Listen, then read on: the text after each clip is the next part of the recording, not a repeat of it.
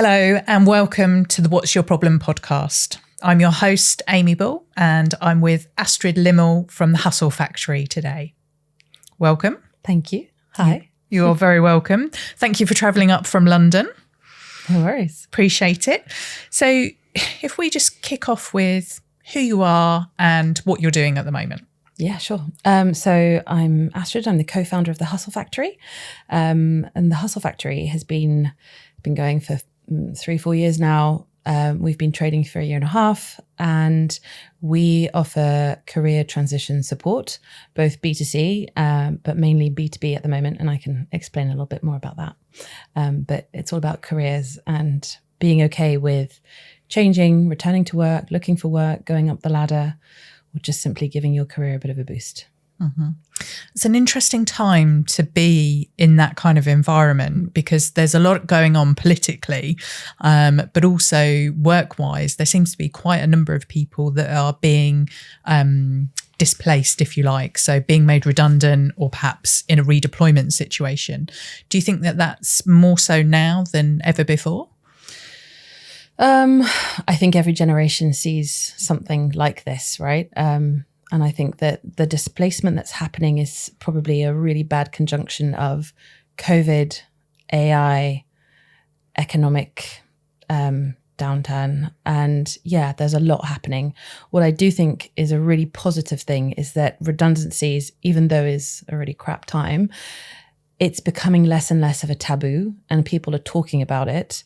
It goes back to, the 2 years ago, everyone was having a bit of a faff on LinkedIn about whether or not they put open to work or hiring or whatever, that circle on their photo. I think it's a very normal thing to say, I've been made redundant. Everyone understands that it's not you. It's not that you've been bad at your job.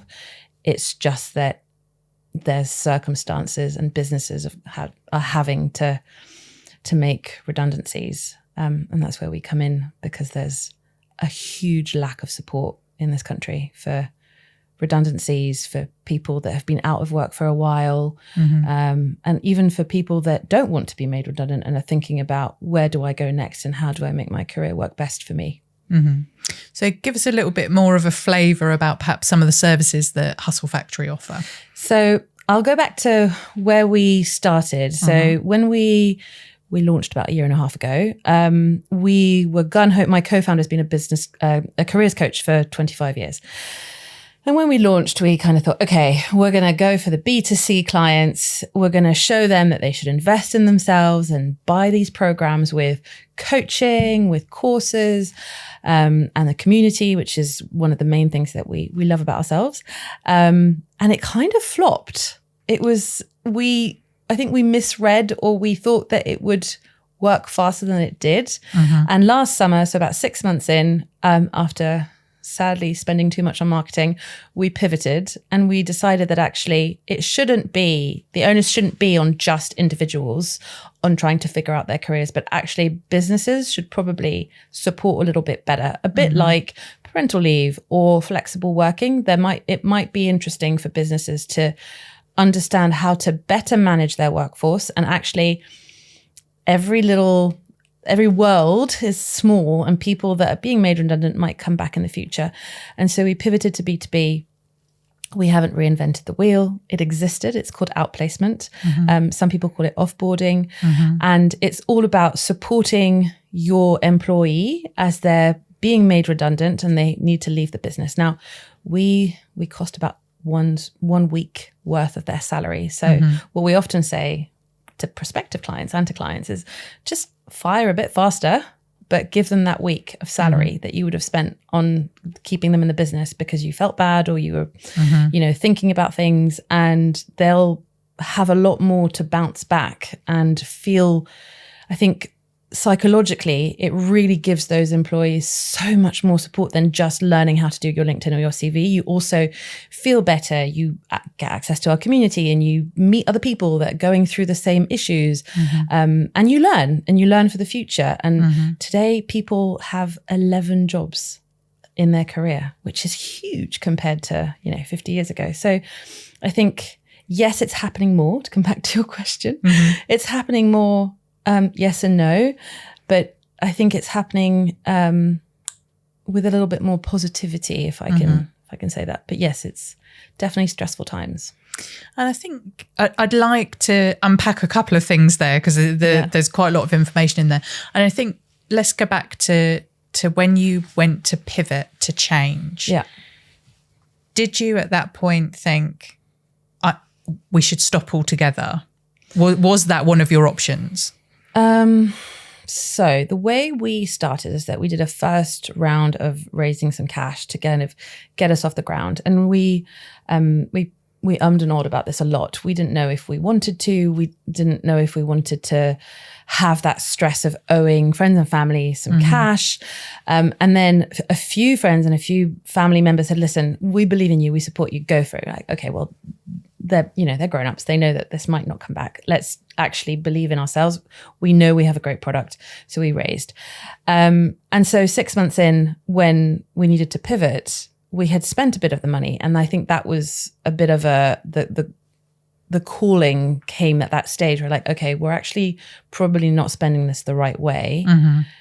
Let's pivot to something that's going to potentially work better, because we had given it enough time. I always try and give things between 3 and 6 months before figuring out if it's not working. And then it's a bit like, at the moment, I can fast forward a year's time. January this year, we decided to raise again. And I've just gone through 6 months of raising, and I've done that 100% of the time. That was all I did. And it's not working as well as I thought it would either. And instead of just continuing on the same road, because some people tell you it can take up to 3 years, we've decided to split. And now I spent 50% of my time raising and 50% of my time doing sales, on top of everything else, obviously. So how did we come to the decision? I think it's understanding. I'd like to say I read the data, I understand my numbers, I've done research. Actually, it comes down to a lot of instinct, and having a co-founder that, okay, you're feeling the same thing. Okay, something's not working. We both agree. Let's not try and make, a round circle fit into a square peg. Whatever the expression is. Square peg into a round hole. There you go. That's the one. I think the businesses that work best are the ones that are able to test and experiment, and you have to be really agile and just do something for a bit. It's not working. Stop it altogether, or reduce it and go on to something else and learn from that. I think it's quite important to think about the market that you're approaching as well. Is it the right market? Is it the right market conditions? Do they have, if it's a product that you're asking for money for from those particular people, do they have money to pay for it? And is it just timing? Is it a timing thing? Because I think you'd find a lot of founders would say it was darkest before the dawn. And that is very true in many businesses. And I think probably what a lot of people don't realize is that a lot of big businesses, as well as small businesses, run so delicately on that line between making it or failing. And when I mean failing, what I mean is, not having the money to continue on, or not having the product idea, or whatever it might be. And I think people don't realize how much of a tightrope that really is for people. And that can be quite daunting, can't it? It can be super daunting. We're actually in the thick of it at the moment. We've got a runway that we push with every client that comes in. We push our runway a little bit further.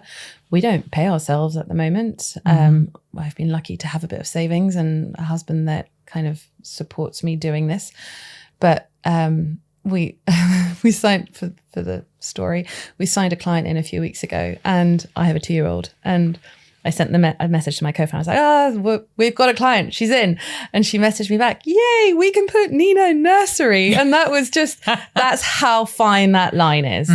And we both know that that's the priority, because if she's not in nursery, I can't work. Yeah. So there's like this, it's a really fine line. And I think that it's grit and being super stubborn and believing in yourself. I think before we launched the company, we had done enough market research. My co-founder knew enough about the industry to know that this was something that was needed. Did I realize the amount of education I was going to have to do to potential B2B clients? Probably not.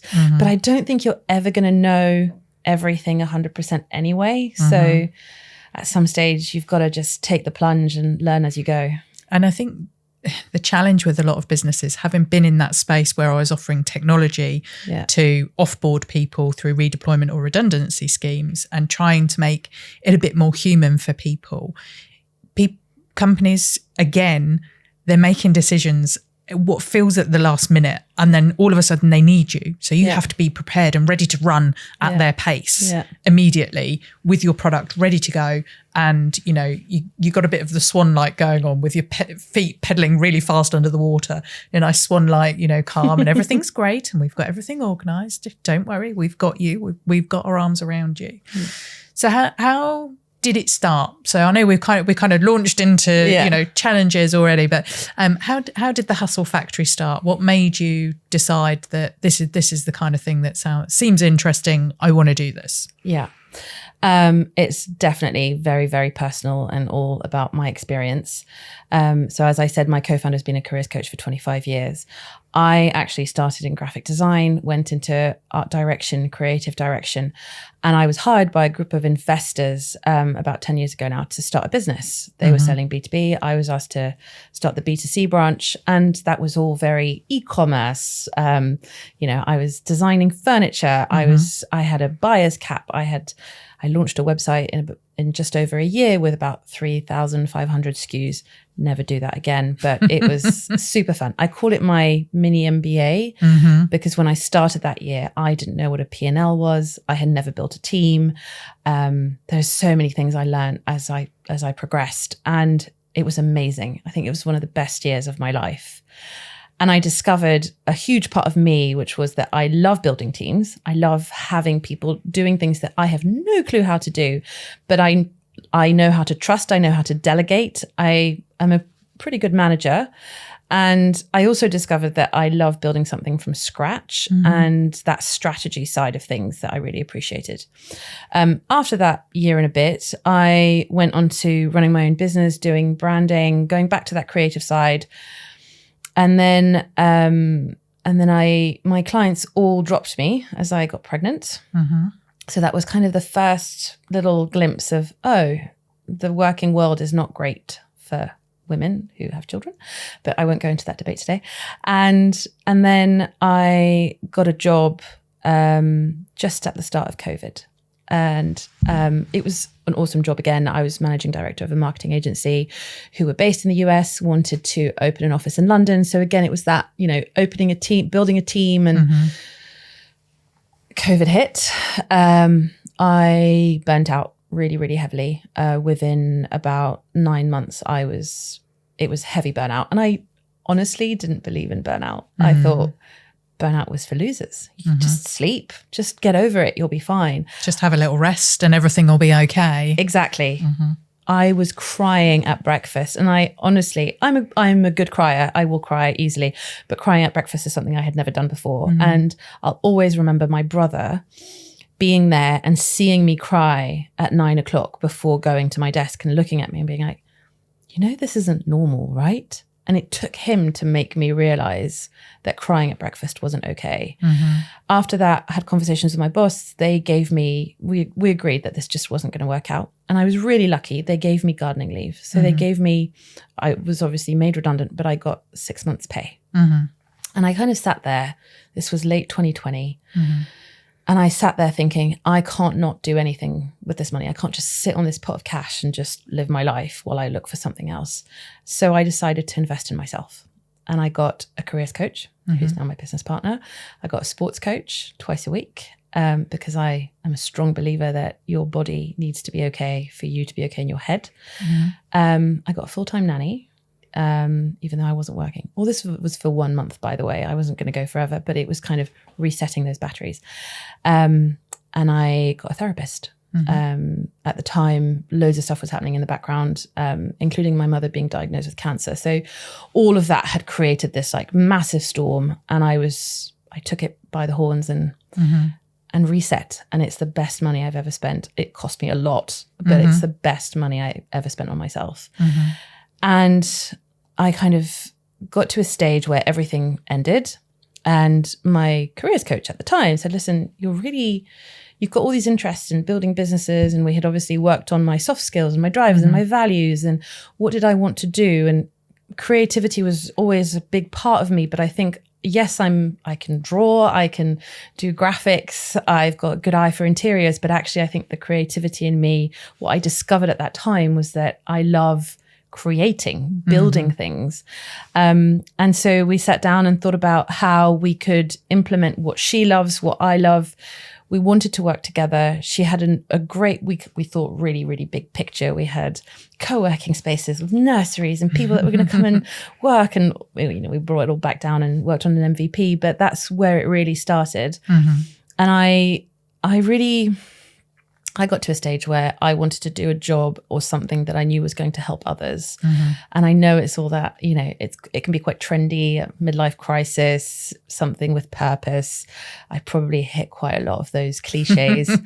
But you're kind of dinging all the bells as you go across, aren't you? Ding, ding, ding, ding, ding. Exactly. But I feel like our customers today, we bring such huge value to their lives.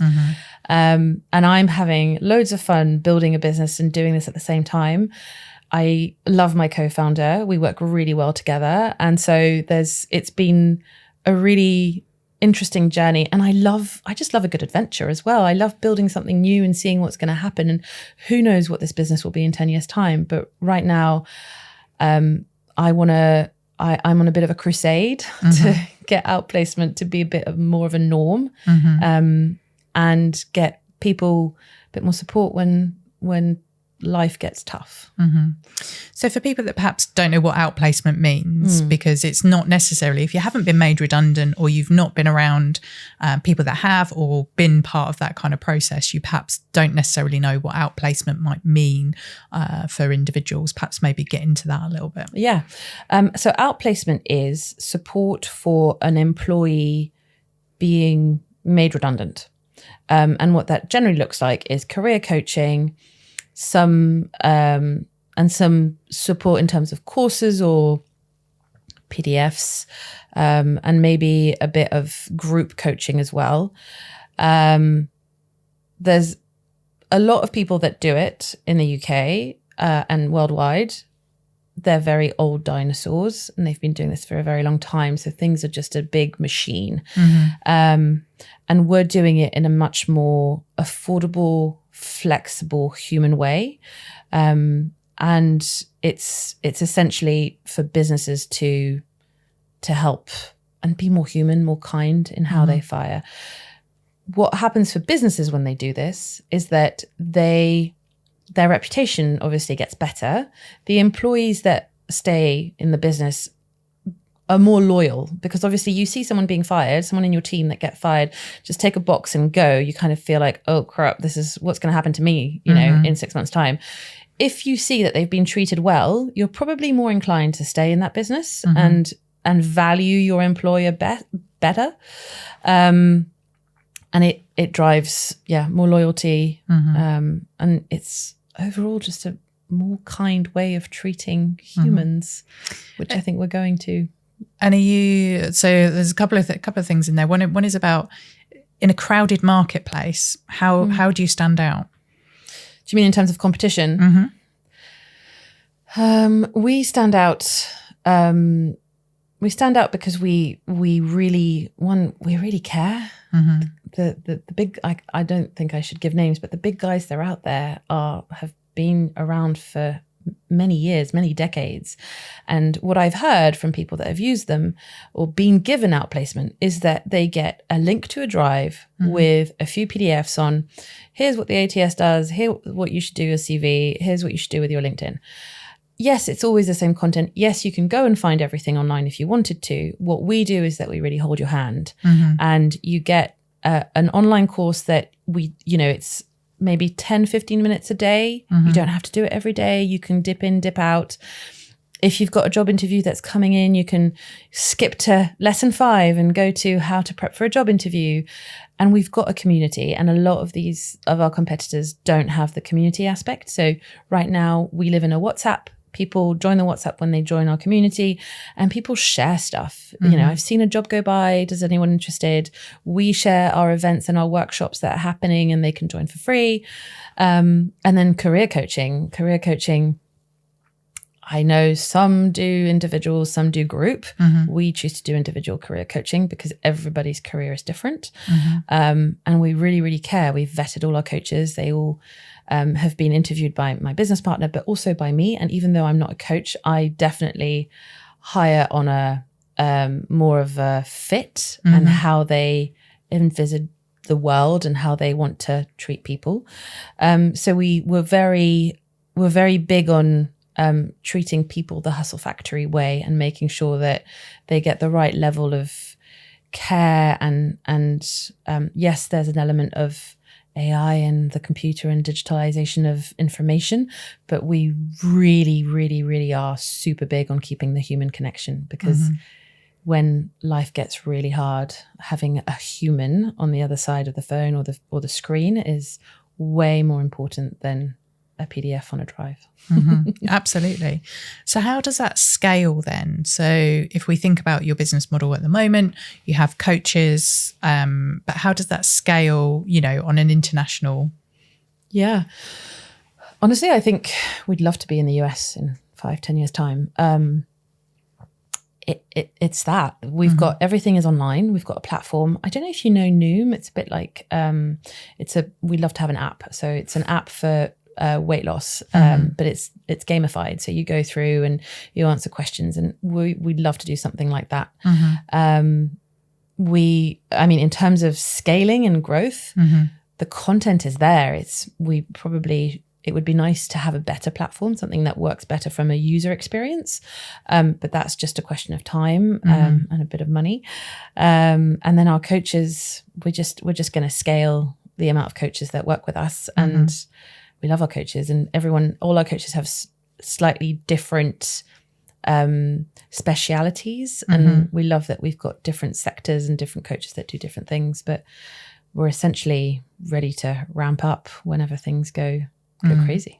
So you were talking about AI there a moment ago, and I think that's quite interesting because it's a really hot topic at the moment. And I went, I've seen a couple of different things very recently about this, but one of them, which I particularly liked, was a company called Sapia .ai, and I don't know whether you've come across them before, but essentially they're a piece of technology that companies put in. So when you apply for a role, it actually takes you through a Q&A. So rather than submitting your CV, you actually go through an online Q&A, and it is AI generated. But at the end of it, what you get as an individual for taking the time to do that is a report, basically based on, these are some of the things that came across in your profile, and these are some of the things you might want to think about working on based on the question and answers that you've provided. That's amazing. And that, I think, is a fantastic way, because I am definitely a massive fan of ditching the CV. Now, I say that for a number of reasons, but mainly because we can't always say. So if you think about that role that you were talking about, where you were marketing director, where you got to that burnout stage, that wouldn't have predicted, the outcome of that role wouldn't have predicted success in what you're doing now. And yet that's what you have to talk about, you know, kind of where that comes from. And that's what I find fascinating is how do we do that? How do we help people using technology? And maybe that's the kind of thing to be thinking about is where can we use it? Because yes, we need a personal approach, but we also need to harness the technology. Yeah. And I think for me, I was doing a talk on AI last week.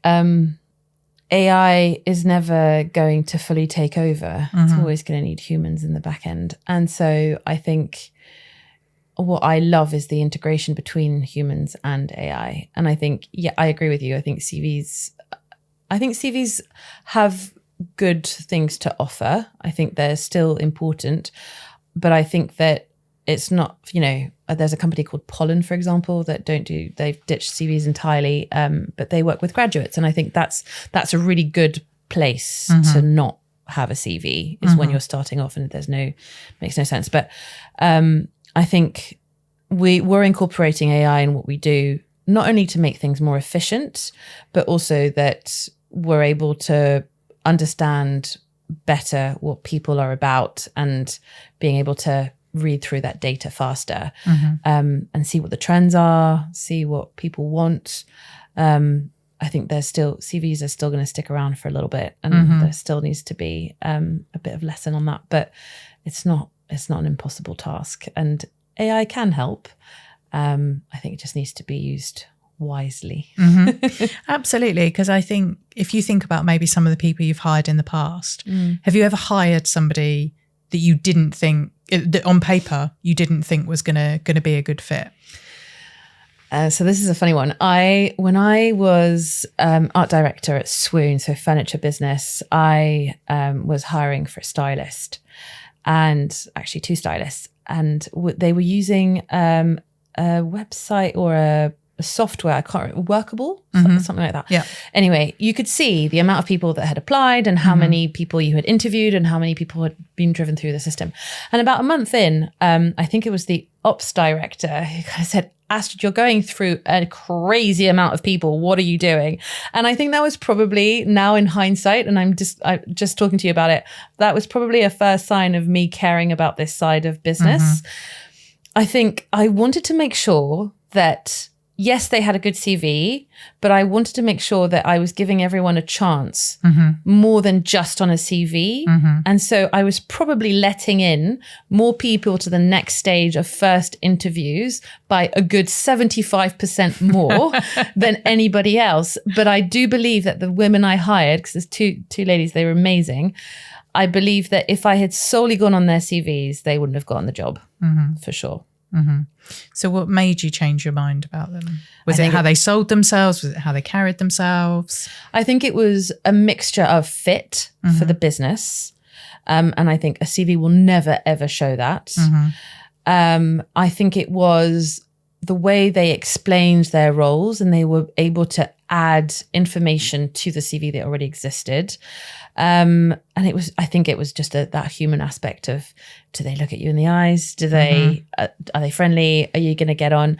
I'm always very wary of trying to hire people that are different to me as well. I don't want to hire mini clones, because then there's no point in having a team, but making sure that we're going to get on. I also love hiring people that I feel are smarter than me, so that I can learn from them and they can push things further than I ever would. That's always a big like green flag for me. If I feel like, oh, I really like you and I feel like you could bring way more to the business than I could, then I'll probably give them a chance before anything else. I think that's always interesting, is that shows a leader rather than a boss, because a leader allows people to be better than them and champions them to be better, to increase, whatever they're trying to do is, and be supportive of them and be their champion to be better. Because actually, fantastic, because now I can get on and do the other things that I'm supposed to be doing, rather than having to do part of your workload because you're incapable of doing it. Absolutely.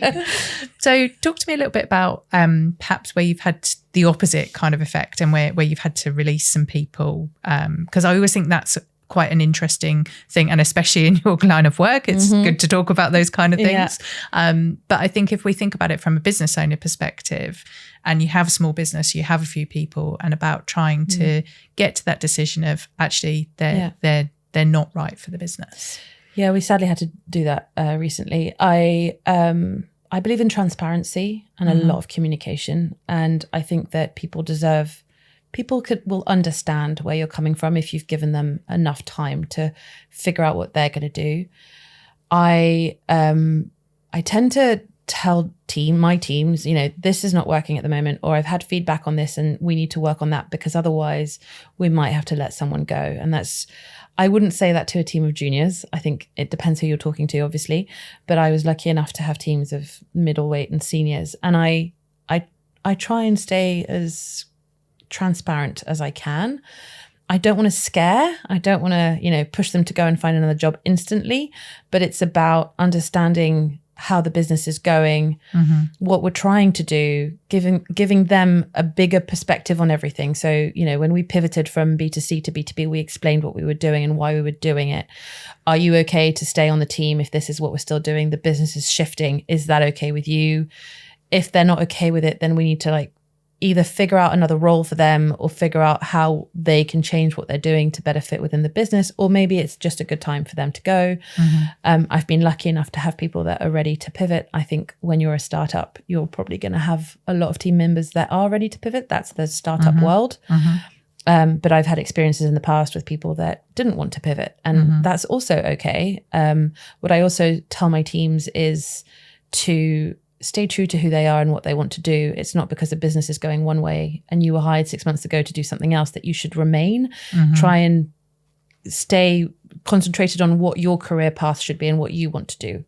But I also believe that, you know, life is just a continuation of loads of little opportunities and chances. And that's how we all navigate what's happening in our careers, right? But yeah, transparency, honesty. Sometimes I might be too honest. Who knows? I'll I think that's the risk, isn't it? You know, about being too honest, because you want people to understand where you're coming from and why you've made particular decisions.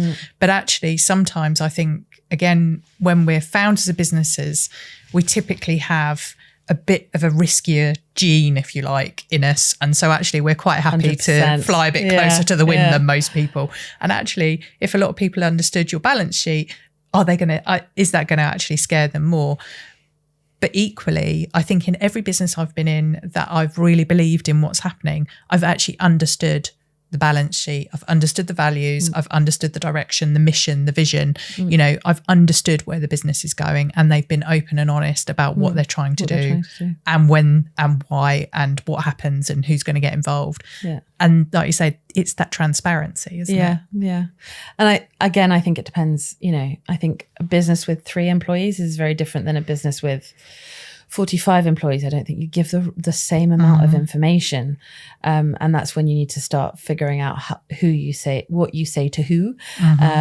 But, you know, we're not a huge team. So right now we're able to keep things quite transparent and honest. But let's talk again in 5 years. I probably have a different line. Probably have, you know, several layers of management and, you know, multinational, global. Yeah. But I also do believe in multi-layers of management. And I don't believe in the flat businesses. I think actually people grow better with managers, but they have to be good managers, and everything trickles in from the top anyway. So I think for me, every time people say they've got a flat structure, when you actually look at it, it's not a flat structure at all. I read somewhere the other day, and I quite like this actually, and it's something that I think, this would be quite interesting as a social experiment.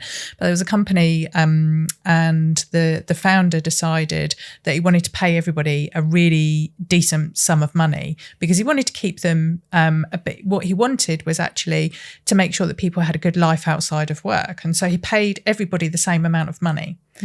So that's how he tried to create a flat structure. But what happened was that the people who perhaps would have been paid a lot less were then able to pay off student debt. They were then able to buy their own homes. They were able to care for relatives. And those people that perhaps would have traditionally earned a little bit more actually became happier because there was more of a parity amongst the group of individuals. Now, I think that works in certain scenarios, but could you see something like that working? Not for me. I think it's really interesting, and I probably should look into it more, but I do think that I believe in paying properly. I don't believe in working for free whatsoever. And believe me, I've worked in the fashion industry for free, and that was not fun. But although you're working for free right now, technically. Well, no, I've got a business, and my business will be worth something. Yeah, well, that's true. Yes, you're working towards that. Yes. So it's very different. I agree. I'm not paid, but my salary is in something else, and at least that's how I see it. But yeah, I don't believe in paying. I don't believe in working for free. I also believe in.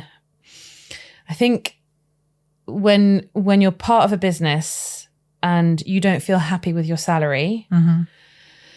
I think there's ways to ask for more. I think there's ways to understand if you're worth more. Mm-hmm. And I think that people that leave their jobs because of money, I feel like a lot of the time they probably haven't tackled that difficult conversation with HR where they wonder if they could have more. Mm-hmm.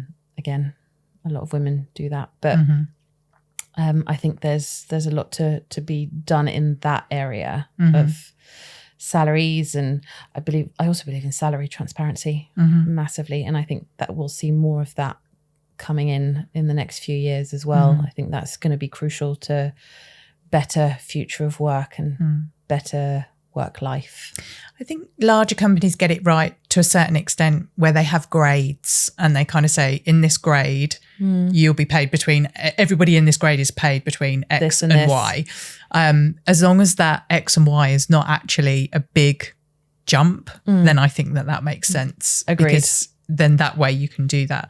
What I don't agree is when big companies do the year-end appraisal. So you might have a really bad leader or manager and they've not told you at all year like how you're doing, and then you have your year-end appraisal and I don't know, say it's out of 5 and you get a 3 out of 5 and you say, well, why was I graded a 3 out of a 5?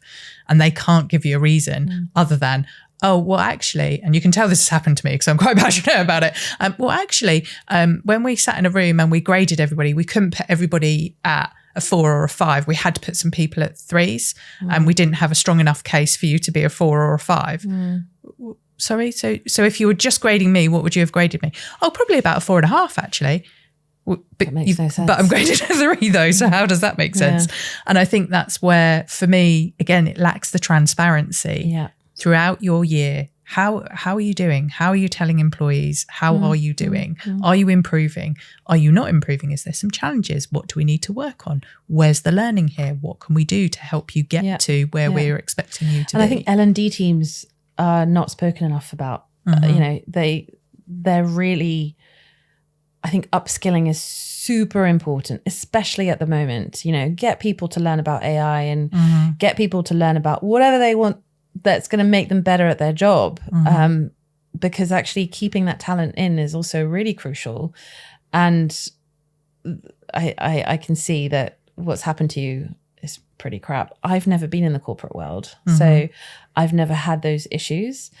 But what I have always tried to do is pay people fairly and probably a little bit more if I can, because I would like people that are good to stay.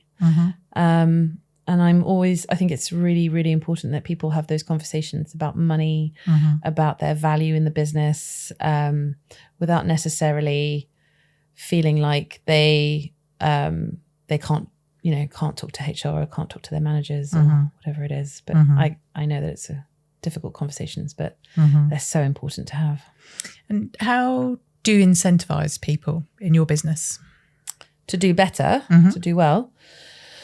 So we're actually currently working on that, because we're thinking about doing the vested equity for people that stay with us long enough. We're still really, really small, so it hasn't quite come onto our radar as much as if there was already 10 or 15 people in there. But I think equity will definitely be a big part of how we want to do things. I love that people are able to own a piece of my business and that they love it as much as, I don't think anyone's going to love it as much as me, my co-founder, let's face it. But if they could love it a little bit and want good for it as much as I do, then I think I will have done something really well. I think what's good about having a smaller business with less people is you can be flexible to a certain degree with benefits, for example, or rewards. You can be a bit more flexible, whereas when you're bigger, it's a bit harder. It gets a bit more difficult, and we come back to those grades and actually what each of those grades gets in terms of benefits. And again, I can see why you would do that, and I think that's important to have that kind of structure in a bigger business. But in a smaller business, it's just as easy to say, hey, let's go out Thursday lunchtime and we'll go bowling, or we'll go and do an activity together, we'll go to an escape room or whatever it might be. Let's just go do something social together. And then it's about building those relationships outside of what's happening. It's the culture. I think the cultures are really important, and that we work on really hard. I think the culture comes from the top, 100%. We're super flexible. That's one thing. And people that work with us can show up to the office anytime they want. There's probably going to be some core hours as we grow. I think that's something I've been having a lot of conversations with people that run their businesses with 10, 15 people that way, where right now we're small enough that I can say, do whatever you want. Yeah. In 10 people's time, I'll probably have to start putting some kind of rules in place. But I think rules are there because everyone needs to be cared for, and not everyone has the space at home to have a little office, and everyone deserves to have something somewhere. Doesn't mean you have to always come, but I think it's important as well for teams to be together, especially for the juniors. For sure. You know, they need that, but not every day, and not 9 to 5 every day. I don't think that works anymore. But I think, flexibility, parental leave is super important for us. Although it's really hard when you're a small company. It's very hard. So hard. It's very hard. No one really talks about that either. And having to plan, you know, I haven't had to deal with it, but it will come one day. And I hope that I'm able to have enough foresight and enough cash in the bank to be able to manage that. But I also think that there's enough people out there that are campaigning for it. But I do feel like governments probably need to help small businesses a little bit more with this. But yeah, flexible working is super important. And trust. I think why people like working with me and with us as a business is that we trust them to do their work. And don't get me wrong, I can be pretty harsh. If the work's not done, then there's a conversation to be had. But if you want to go and work, you know, Saturday, Sunday, Monday, and tell me that you're off on Tuesday morning because your kids, I don't know what, got sports day or whatever, then go for it. You know, that's totally fine by me. As long as the work gets done, who cares? Absolutely. We always say that to our teams is in our gyms that we own is get done what needs to be done. If as a manager you need to be at home one day a week or an afternoon to just get through your administration and just have some quiet time, because there's no quiet space in a gym. Then go do that. Or if you feel like you need to start at 10 because you're dropping your kids off, or you've got a school play, or you've got other caring responsibilities, because we often talk about responsibilities about children, don't we? But there are other responsibilities 100%, as well, aren't there? You know, caring responsibilities for elderly parents, for disabled family members, whatever it might be. For yourself. Everybody's, absolutely, for yourself. There is something going on in everybody's life. And actually, I think what happened during the pandemic, or I think what's been really interesting as part of the pandemic, is that we've become more individualistic. And actually, we've changed our approach and our attitude as businesses towards individuals. I don't know whether you've kind of seen that shift. Yeah, and I would agree. I think, and I think that there's a really fine line. I think it's really important for individuals to have that space. But I think we need to be careful that we don't go too far down that line, that our teams don't know each other, that juniors aren't able to learn from seniors, that managers are held accountable for what they're doing and that they're able to communicate. And I think that there's loads of amazing tools out there to make everything run smoothly, you know, remote. But I think that nothing can beat human interaction. I agree. Even if that's one, I think I think it's Amelia from Bold Bean Company. They're all remote, but one day a month they all meet. And I think one day a month is not asking too much. And I think it's a great way for people to stay in touch and get to know each other. And I think that's so important. Yeah, I think having an anchor day like that is critical. I look at various people doing remote only roles, and I think there is always the risk of disconnection, or no connection, not even disconnection, just no connection to start with, because it's the micro interactions that you have. It's the conversations at the water cooler. It's I just heard you on that call. Did you know actually that you could do XYZ instead? Or have you thought about da da da da da? And it's those kind of interactions that are missing when we're all remote and not anywhere. You can still be flexible and have an anchor day. You can still be flexible and come in and say, hey, look, we're going to be here Mondays and Wednesdays or Thursdays or whatever, 10 till 2, definitely, everybody's in or whatever works, because you then recognize and you see, and leaders see if people are struggling, because that's the other thing. If someone's struggling, it's not always obvious, even when you're face to face, but typically remotely, it's not always obvious that it's them, and they can mask it much better if they're remote. Agreed. Because you don't see the face, the facial expressions, the jittery. Absolutely. Super, super important. So we're getting to our point in our interview where I ask all of my people, what would be your one piece, and I'm sure there's a bookload of advice, but try and think about one piece of advice that you would give to other budding entrepreneurs or small business owners. Gosh, there's so many. You're right. I think go for it would be my biggest tip. I think you could and awe about an idea, a business for years. I think I've written about 5 or 6 business plans at this stage in my life, and they're all tucked away on a little sheet of paper somewhere.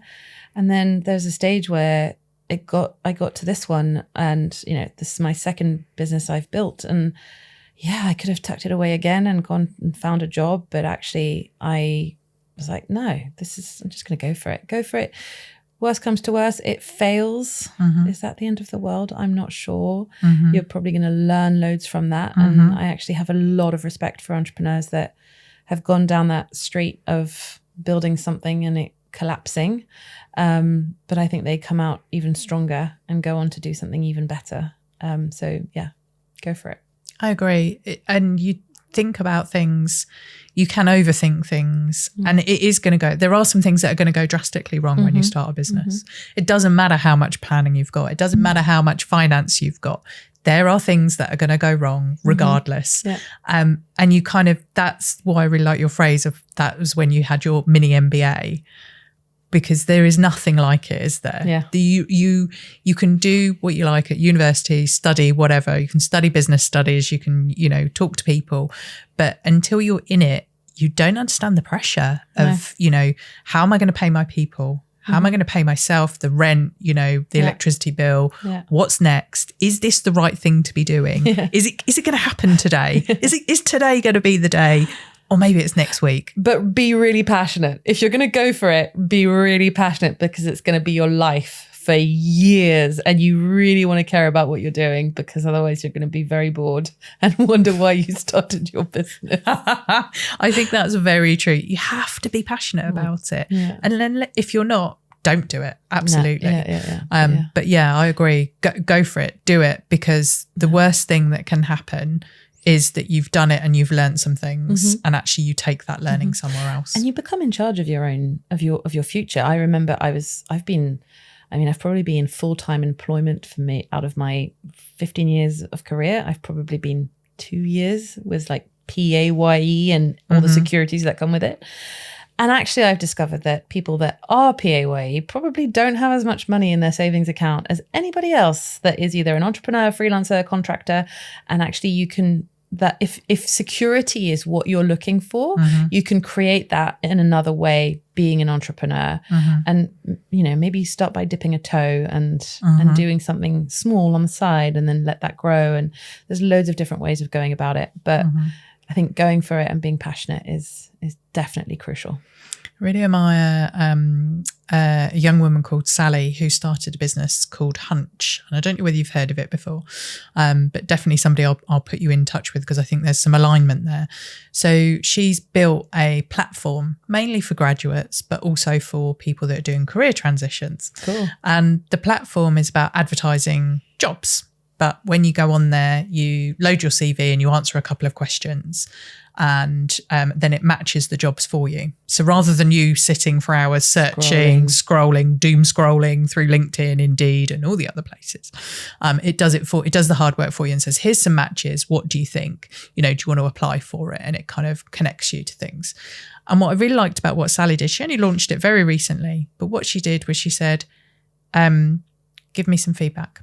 Just posted the link and said, give me the feedback. And she responded to everybody that gave her feedback. And she had quite a lot of people giving her feedback about the platform from a UX perspective. But that's the kind of thing where she's kind of said, okay, well, I need to see what people actually really think. So I've built it and I think it looks good and I think it works well, but let's see what it actually does in the real world. Yeah. She's doing her market research and she's saying, hey, give me some feedback. And you've kind of got to have a bit of a tough hide about those things, don't you? Absolutely. And I think it's kind of in the same vein as finding your tribe and finding the people that will be able to give you either feedback or support or send you, their own links to something that didn't work or worked, and getting enough people in your ecosystem that are going to give you that support in what you're doing. But yeah, you need to be open to feedback, open to a lot of slamming of all the negative things to grow. And you have to have a tough skin, definitely. You do. And not just from people that you don't know, from people that you do know as well. Yeah, well, it needs to be even thicker for those, doesn't it? Yeah, absolutely. Because they care about you. They want you to be successful. And not everybody understands an entrepreneur mindset of, I'm just going to go do it. I'll see what happens. I'll worry about it later. Don't worry about the risk. It will be fine. Everything will be okay. Not everybody understands that mindset because they want the safety and security and they have a different mindset, which is absolutely fine. Yeah. But they want you to be okay. And so their doubts can sometimes become your doubts. Your doubts, exactly. Which is why I go back to finding your tribe. I've joined many communities of founders and women founders, tech founders, ed tech founders. I've got loads of little different WhatsApp groups that are happening, impact, just so that you've got enough people that are going through the same hardship that you are. And I see the ones that are coming out of it. You go through, it takes a while to build a business. I've been at it for 4 years, a year and a half trading. I'm probably expecting at least another 1.5 to 2 years before I can really pull my head out the water, not just be paying for nursery fees and say, okay, I think we're good. This is a little bit, I'm a bit more on a conveyor belt than I am on a crazy roller coaster. But I don't think I'm going to appreciate the conveyor belt if I haven't gone through the roller coaster, and I won't learn as much anyway. But having those people around me that are showing me, I posted on LinkedIn the other day about raising and how as everything I've been explaining in this conversation, pivoting and B2C, B2B.